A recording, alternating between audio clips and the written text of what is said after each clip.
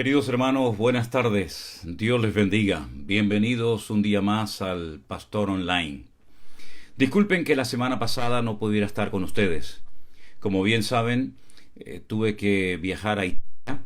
Fui invitado por un grupo de pastores de la ciudad de Milán y allí estuvimos llevando a cabo una serie de cultos especiales y también de reuniones para pastores, obreros y líderes. Y créanme, me resultó totalmente imposible poder conectarme y tener el Pastor Online. Ese es el motivo por el cual no pude estar la semana pasada con ustedes.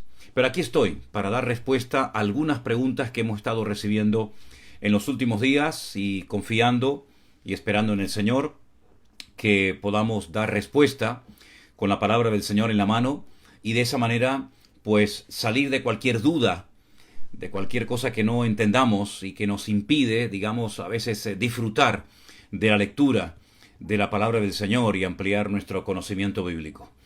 Les invito a todos ustedes a que oremos juntos al Señor y pidamos su bendición y que este tiempo que vamos a pasar juntos sea un tiempo de bendición en el que podamos aprender cosas del Señor y de su palabra y de esa manera disfrutar de la lectura y del estudio de las Sagradas Escrituras que tanto bien hacen a nuestras vidas.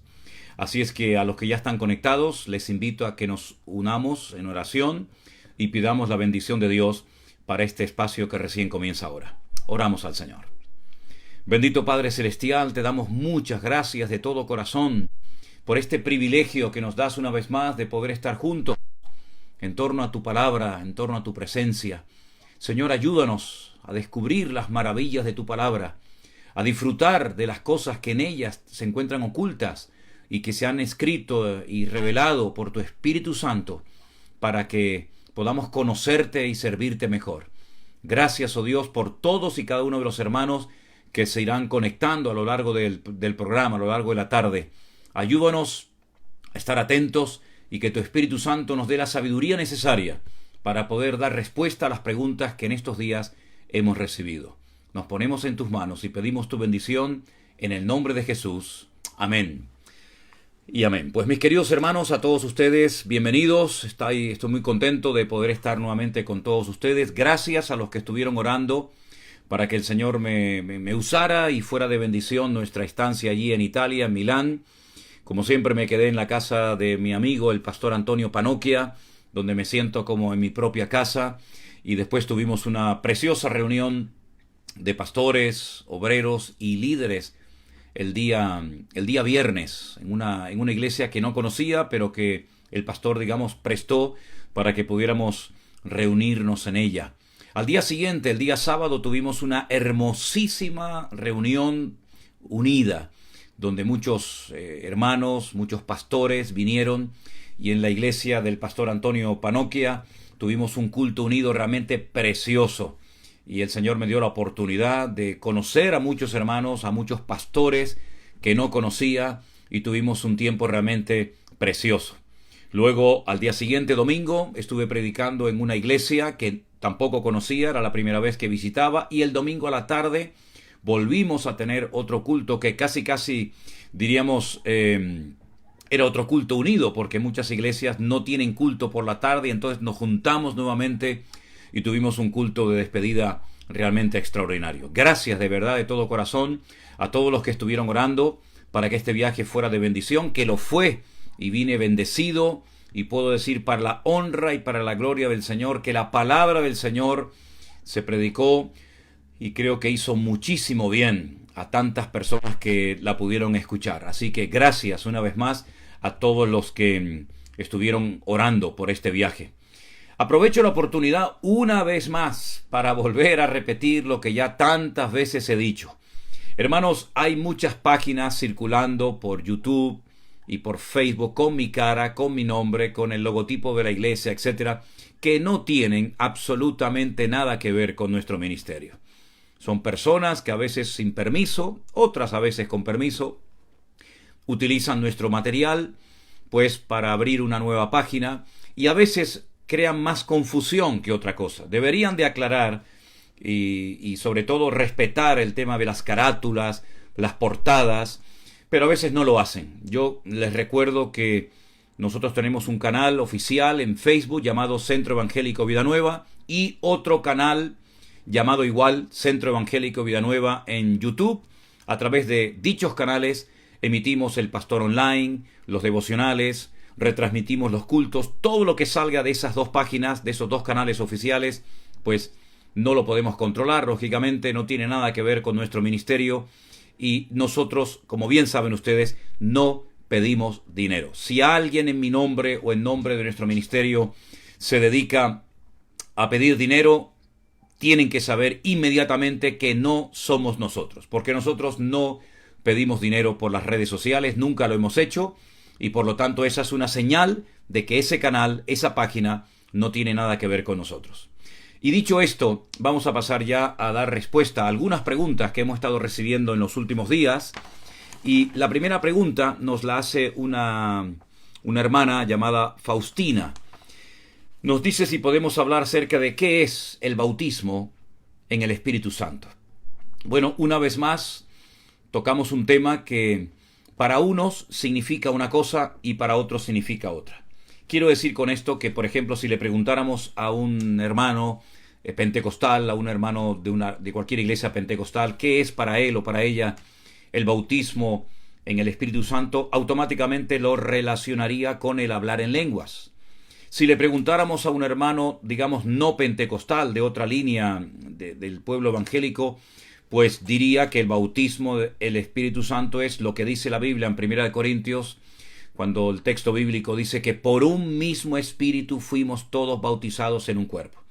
Una vez más, chocamos con términos que para unos hermanos significan una cosa y para otros hermanos significan otra. Lo que sí quiero dejar bien claro es que según la Biblia, para todos los cristianos, da igual a la iglesia, da igual a la denominación a la que pertenezcan, para todos los hermanos del mundo tiene que quedar bien claro que toda persona que ha nacido de nuevo, toda persona que ha aceptado, que ha confesado a Cristo como su Señor y Salvador personal, sus pecados, todos, absolutamente todos, han sido perdonados. Automáticamente Cristo entra a morar, a vivir permanentemente en esa vida, en ese corazón. Su nombre es escrito en el libro de la vida. Pasa de muerte a vida. Estoy relatando lo que es la conversión, lo que es el nuevo nacimiento, donde el Padre, el Hijo y el Espíritu Santo vienen a morar en el corazón de dicha persona. Vendremos y haremos morada con él, con ella. Por lo tanto, cuando dice la Biblia que por un mismo Espíritu hemos sido todos introducidos o bautizados en un solo cuerpo, pues tienen razón los hermanos que no han hablado nunca en lenguas cuando dicen que ellos han sido bautizados en el Espíritu Santo. Lo que pasa es que esa expresión, ese término, en el mundo, digamos, pentecostal, significa el hablar en lenguas. Y el hablar en lenguas no tiene nada que ver con este término.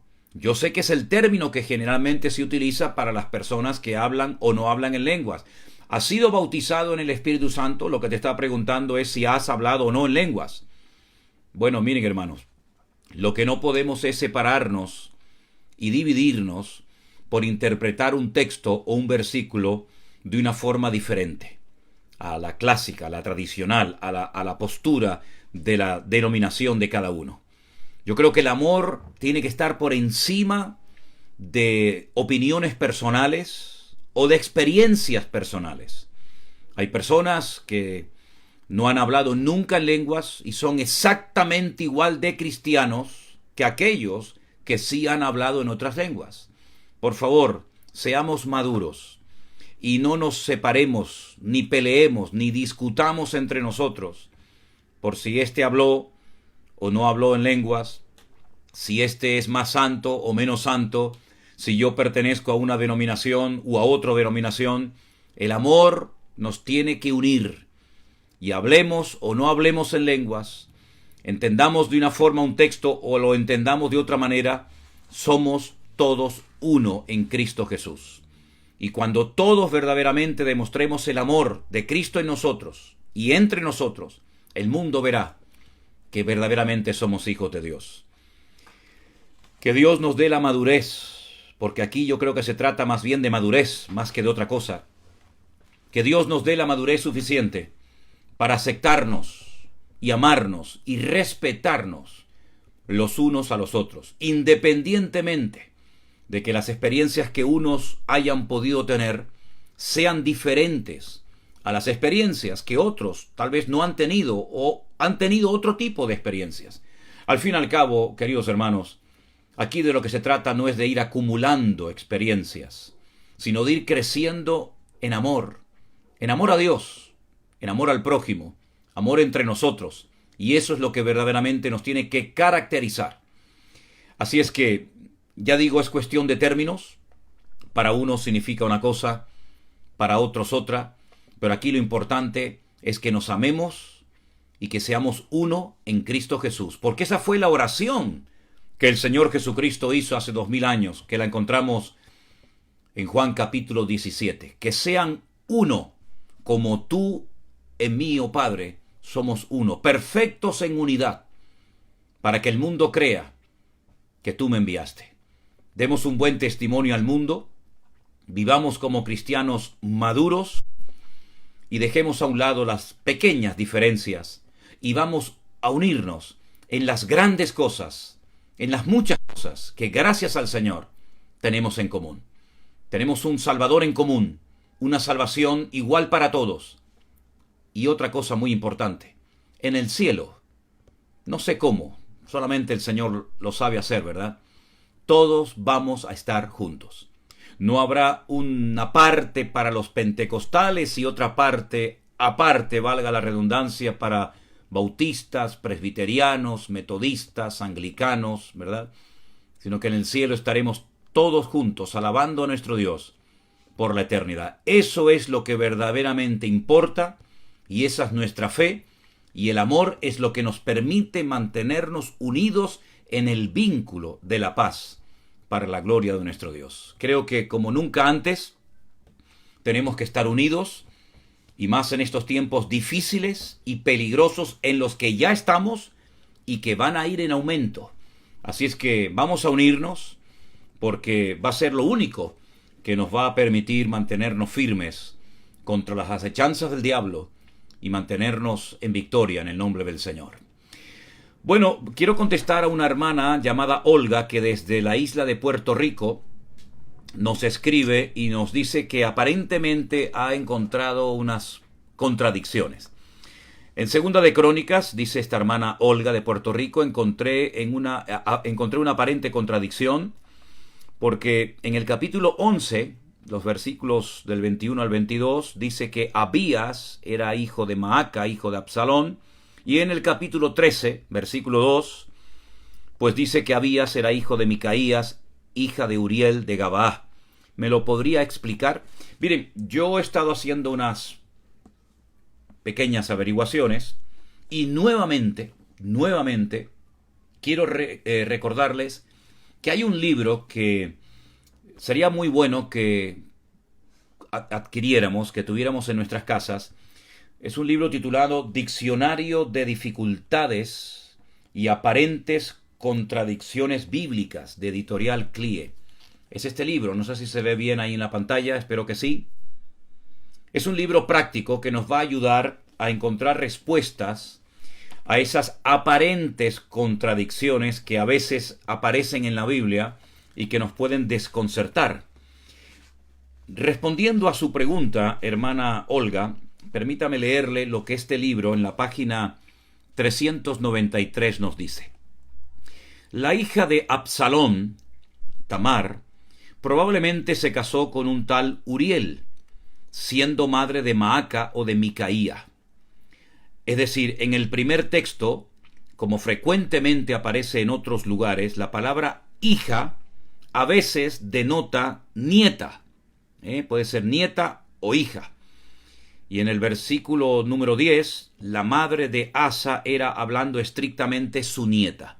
Es decir, no hay contradicciones en la Biblia, en absoluto. Puede parecer que hay contradicciones. A veces dice una cosa en un capítulo o en un versículo, a veces dice otra cosa en otro versículo.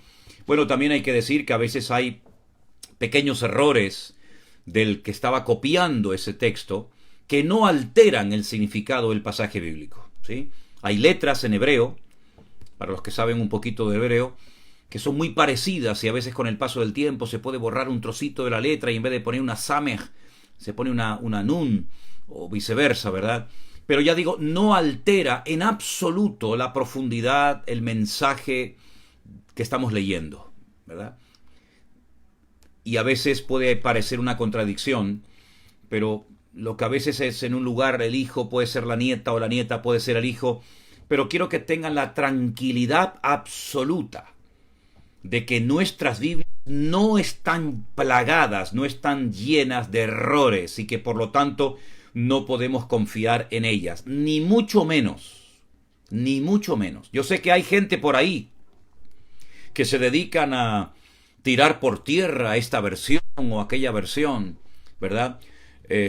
Desprestigiando la palabra de Dios, nada más lejos de la realidad. Créame sinceramente que la palabra de Dios es fiable.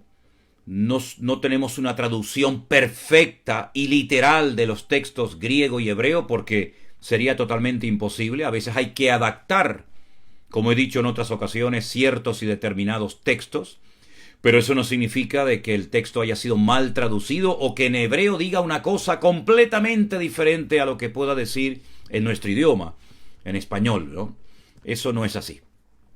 Les vuelvo a recomendar este libro. Creo que les puede hacer muy bien, sobre todo cuando ustedes encuentren aparentes contradicciones, el diccionario de dificultades y aparentes contradicciones bíblicas. Aquí lo muestro una vez más a la cámara para que ustedes lo puedan adquirir. Es de la editorial CLIE y estos son los autores. Ahí abajo tienen el nombre de los autores. Sería bueno que se hicieran con este libro, con este material, y así de esa manera, cuando se encuentren con una aparente o posible contradicción, este libro es muy, muy bueno porque aclara esas aparentes contradicciones de una forma muy, muy extraordinaria. Bueno, seguimos adelante, si les parece. Nos vamos ahora con, creo que debe ser otra hermana por el nombre que me ponen aquí, y habla acerca del tema de interpretar los sueños. Un tema bastante delicado y que gracias al Señor ya la gente dejó de mandarme o de contarme sus sueños con la intención de que yo se los interpretara, porque lo he dicho muchas veces, yo no tengo el don, si es que existe ese don hoy en día, de interpretar los sueños. Entonces le he pedido a la mayoría de las personas que no me estén contando sus sueños esperando de que yo se los responda o que yo se los interprete, porque sinceramente yo no me dedico a esto, ¿sí? Pero bueno, para seguir con la pregunta de esta hermana, dice el tema de interpretar sueños para poder ver si espíritus malignos están obrando contra nosotros y de esa manera poder reprenderlos, ya sea orando o ayunando con la ayuda de pastores que liberen. ¿Esto que estoy diciendo es bíblico? Perdóneme por hacerle esta pregunta. Comencé a leer la Biblia recientemente. Mire, vamos a ver. Si usted comenzó a leer la Biblia recientemente, va a descubrir, dentro de muy poco tiempo, si no lo ha descubierto ya, que no necesitamos interpretar los sueños que de vez en cuando podemos tener para saber si detrás de esos sueños hay algún espíritu inmundo, algún espíritu maligno, como usted dice aquí, obrando contra nosotros y de esa manera poder orar reprendiendo o ayunando. No, mire, esto no funciona así. La vida cristiana no es así. Usted no tiene que estar preocupada por qué ha soñado, qué significa, si hay un espíritu maligno, un espíritu inmundo atormentándome y de esa manera yo comenzar a reprender y a orar. Mire, tenemos a un Dios todopoderoso que mora y habita en nosotros, que nos protege y nos cuida mucho mejor de lo que nos podamos imaginar. Y no tenemos que estar preocupados por interpretar los sueños, porque muchas veces, la mayoría de las veces, lo que soñamos no tiene nada que ver con un sueño a través del cual Dios me está diciendo algo. La mente humana, el subconsciente no para, incluso durante la noche. El cerebro no se detiene y podemos a veces soñar Y no digo que Dios no pueda hablarnos a través de un sueño. Sí, sí, por supuesto, no descarto. No descarto eso. Pero usted no tiene que estar preocupándose a ver cómo interpreto el sueño para ver si hay un espíritu maligno que me está perturbando. Mayor es el que está en nosotros que el que viene contra nosotros.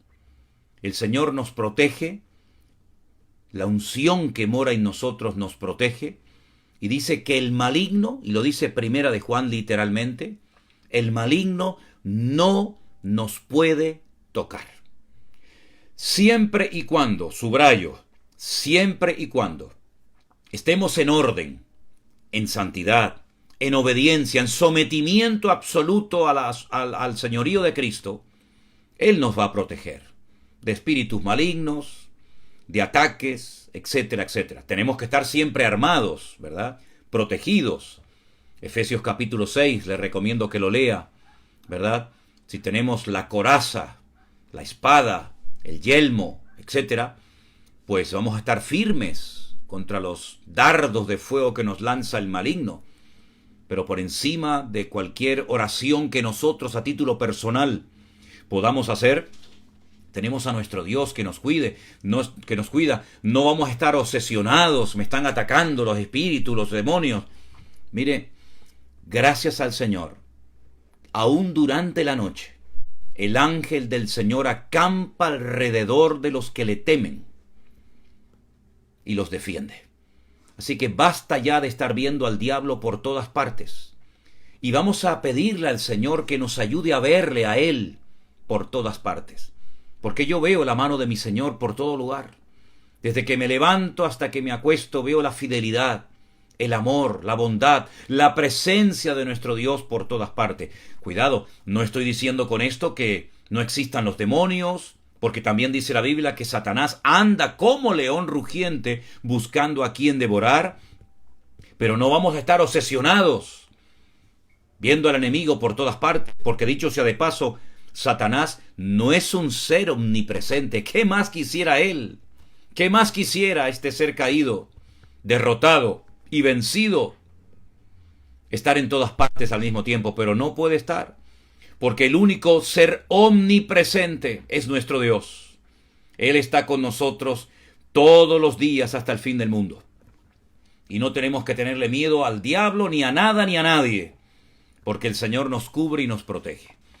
Así es que cuando usted vaya a dormir, si le viene bien este consejo, diga, en paz me acostaré.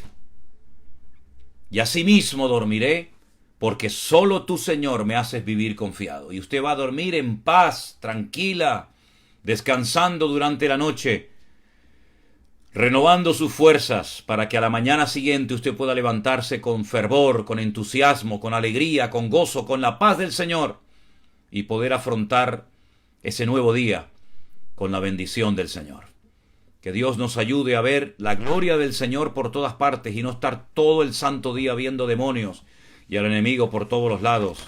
Qué terrible vivir así, cuando tenemos la bendición de poder sentir la presencia, el calor de nuestro Dios permanentemente en nuestras vidas. Estemos donde estemos y en las circunstancias en las que nos encontremos, el Señor siempre estará con nosotros, protegiéndonos y guardándonos de todo peligro y de todo mal. Y una hermana desde Colombia, Elizabeth, me hace una pregunta que nunca me han hecho. La pregunta es, yo no sé si me han mandado bien la pregunta, pero aquí dice, ¿me puede usted explicar, por favor, qué son los proverbios antitérmicos y por qué se llaman así? Bueno, yo es la primera vez en mi vida que escucho esta frase, esta expresión, estas palabras, proverbios antitérmicos. Si me está viendo, hermana Elizabeth, desde Colombia, vuelva a hacernos su pregunta porque me da la impresión de que el término no es antitérmicos. No existen proverbios antitérmicos. Yo nunca en mi vida he oído esta expresión.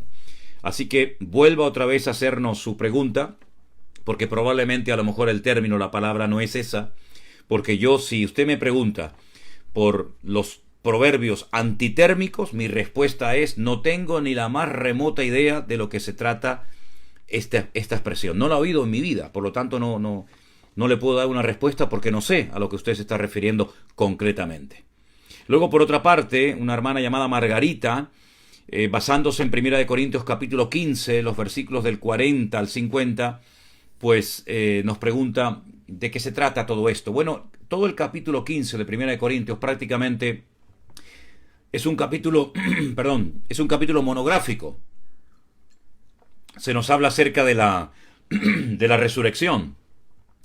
Y del versículo 40, como usted dice, al versículo 50, nos está hablando, pues, como dice aquí, hay cuerpos celestiales, cuerpos terrenales, una es la gloria del sol, antitéticos es otra cosa, pero antitéticos es otra cosa. Pero espero que Elizabeth vuelva a hacer la pregunta a ella.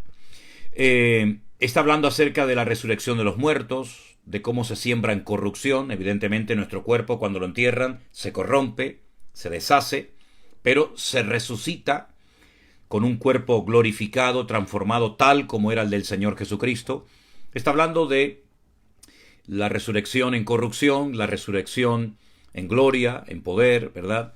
Por lo tanto, ese es el matiz, esa es la diferencia que está haciendo aquí el apóstol Pablo cuando habla en estos versículos de 1 Corintios 15, cómo sembramos con nuestra muerte un cuerpo que se corrompe, y cuando resucitemos, cuando el Señor lo crea oportuno, no resucitaremos con un cuerpo corrupto, limitado por el espacio y por el tiempo, evidentemente, sino que resucitaremos en gloria. Se siembra en corrupción, se resucita en gloria.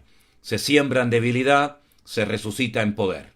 ¿Verdad? Está hablando acerca de nuestro nuevo cuerpo que recibiremos cuando resucitemos o cuando seamos llevados a la presencia del Señor, cuando Él venga a buscarnos.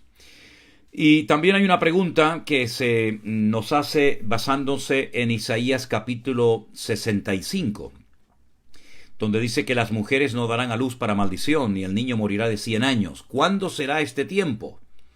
Bueno, la Biblia nos habla de un período que lo conocemos como el milenio, porque en la eternidad no habrá nacimientos, en la eternidad, en la nueva Jerusalén, cuando definitivamente ya estemos por la eternidad en la presencia del Señor, no habrá nacimiento, no habrá reproducción, ¿verdad? Pero durante el milenio parece que sí, habrán reproducciones y nacimientos de niños. Entonces, si usted me pregunta, ¿cuándo será ese período? ¿En qué momento de la historia? Pues en el milenio. ¿Cuándo es el milenio? Pues después de la gran tribulación y antes de el hecho de que estemos en la eternidad, en lo que la Biblia describe en Apocalipsis 21-22, la Nueva Jerusalén. Entre la Nueva Jerusalén celestial, entre la eternidad, por decirlo de alguna manera, y el final de la gran tribulación está el período del milenio, donde se va a llevar a cabo esto que usted ha leído en el capítulo 65, versículo del 17 al 25 del libro del profeta Isaías. Y hay una pregunta más a la cual quiero responder, y la hace un hermano llamado Felipe. Usted dice que en la carta a los Colosenses, el apóstol Pablo habla de la reconciliación por medio de la muerte de Cristo. Aquí en la tierra todo tenía que haber sido reconciliado, pero ¿por qué se tienen que reconciliar también las cosas que están en los cielos? ¿A qué hace referencia esta afirmación? Bueno, el pecado lo rompió todo, lamentablemente. No solamente las cosas en esta tierra, sino también en el mundo espiritual se vio afectado todo por consecuencia del pecado. Antes de que venga el Señor, se tiene que producir una restauración de todo, de lo celestial, de lo terrenal, de lo vegetal, de lo animal, absolutamente de todo. El pecado que lo rompió todo, que debilitó la fuerza de la tierra y produjo, crueldad en los seres humanos, y los animales pasaron de animales herbívoros a carnívoros, matarse, atacarse los unos a los otros. El mundo espiritual con los demonios y los ángeles y todo eso tiene que ser restaurado. Y por eso el apóstol Pablo habla de la restauración en la tierra, en el mundo espiritual. Y por otra parte, le recuerdo también a usted, Felipe, que Pedro habló en uno de sus discursos en el libro de los Hechos acerca de que Todo tendría que ser restaurado, la restauración de todas las cosas, para que cuando el Señor venga, encuentre todo en orden, en armonía, en perfección absoluta, como era en un principio. ¿Qué daño hace el pecado en las naciones, en las familias, en el mundo animal, en todo? La creación gime, ¿verdad? Por el dolor, con dolores de parto, el dolor de el hombre haber pecado y de haberse desconectado de su Creador. Y las consecuencias hasta el día de hoy han sido terribles. Y el hombre no aprende. El hombre sigue empeñado en rebelarse contra Dios, creerse superior a Dios, poderoso, autosuficiente, y se equivoca, se engaña a sí mismo. Separados de mí, nada podéis hacer, dijo el Señor. Por lo tanto, debemos de orar para que el Señor restaure el amor, la alabanza. Todo en el mundo tiene que ser restaurado, en el cielo, en la tierra, para que podamos volver otra vez a ese tiempo de armonía, de perfección absoluta, cuando Dios decía, y vio Dios que era bueno. ¿Podría decir el Señor hoy lo mismo, viendo cómo hay guerras, envidias, miseria, celos, ¿verdad? Divisiones, traiciones, celos y tantas cosas? ¿Podría hoy decir el Señor, y veo Dios o ve Dios que todo está bien y todo es bueno? Lamentablemente no. Pero estamos en el tiempo de la restauración de todas las cosas. Y el Señor está tratando con su iglesia y bendiciendo a su iglesia y hablándole a su pueblo como hacía mucho tiempo que no lo hacía. Sepamos interpretar las señales de los tiempos, porque Cristo, nuestro Salvador, viene pronto. Cuidemos nuestra salvación con temor y temblor, como dice las Sagradas Escrituras. No bajemos la guardia. Oremos los unos por los otros. Cubrámonos las espaldas en oración unos a otros. Y que el Señor nos ayude a amarnos y a respetarnos y a pelear por la sana doctrina y por la unidad de la iglesia. Con esa paz, con ese amor que Dios nos ha dado, podremos mantenernos firmes en victoria todos los días de nuestra vida. Y que el Señor aumente el amor en su pueblo, para que a pesar de las diferencias y a pesar de los estilos y de las formas diferentes que hay en el mundo cristiano, sepamos amarnos y respetarnos y trabajar juntos, porque quedan muchas almas, muchos lugares donde el reino de Dios tiene todavía que llegar y no ha llegado. La mies es mucha, mas los obreros muy pocos. Que el Señor guarde a su pueblo, que nos dé fuerzas físicas y espirituales para seguir adelante, y que la obra de Dios no se detenga por nada ni por nadie. Aprovecho este momento en el que hay muchos conectados en muchas partes del mundo para agradecer a todos las oraciones que constantemente, diariamente, hacen por nosotros. Lo notamos, hermanos, créanme, Notamos que ustedes están orando mucho por nosotros. Y también gracias de todo corazón a todos los hermanos y hermanas que sin conocernos personalmente apoyan con sus ofrendas, con sus aportaciones, para que este ministerio siga adelante. Oremos también para que el próximo congreso que tendremos, Dios mediante, en Toledo el año que viene, sea una bendición. Ya todas las plazas están cubiertas. Ya estamos organizando nuestro próximo viaje misionero, que volveremos a México en el mes de mayo, y estaremos también recorriendo diferentes estados de los Estados Unidos, de costa a costa, de este a oeste, de norte a sur. Que el Señor le dé mucha sabiduría, ¿verdad?, inteligencia a nuestros coordinadores para que puedan organizar todo bien, como siempre lo hacen, y que nos dé la humildad de poder estar siempre al servicio del pueblo de Dios, porque para eso el Señor nos ha llamado, para esta hora tan importante de la historia. Terminamos este tiempo en oración, dándole gracias al Señor por permitirnos estar juntos, recordando que nuestro único canal de Facebook se llama Centro Evangélico Vida Nueva, y nuestro único canal de YouTube se llama igual, Centro Evangélico Vida Nueva. Si ven por ahí otros canales con mi fotografía, con mi nombre, no tienen absolutamente nada que ver con nuestro ministerio. Que Dios nos guarde y nos proteja con su bendición y con su preciosa paz. Oramos a nuestro Dios. Bendito Padre Celestial, gracias de todo corazón por este privilegio que nos has dado en esta tarde de estar disfrutando del estudio de tu palabra, estudiando, escudriñando las sagradas escrituras y dándote la gloria y la honra a ti como siempre por todo lo que nos das y nos enseñas cada día. Guarda tu iglesia sobre toda la faz de la tierra y protégenos y danos fuerzas para seguir anunciando el Evangelio, el reino de Dios, hasta el último momento de nuestra vida. Gracias por mis hermanos, los bendecimos y gracias por todo el amor y el cariño que recibimos cada día. En el nombre de Jesús. Amén y amén. Mis queridos hermanos, ha sido un placer estar con todos ustedes. Dios les bendiga. Nos veremos Dios mediante mañana por la mañana, como siempre, en el devocional, empezando el día con el Señor. Me despido de todos ustedes en el amor del Señor, dándole gracias por vuestras oraciones y por todo el amor, el cariño y las oraciones que permanentemente hacen por nosotros y por nuestra iglesia y por nuestra familia y por la obra del Señor. Dios les bendiga. Que el Señor nos acompañe el resto del día.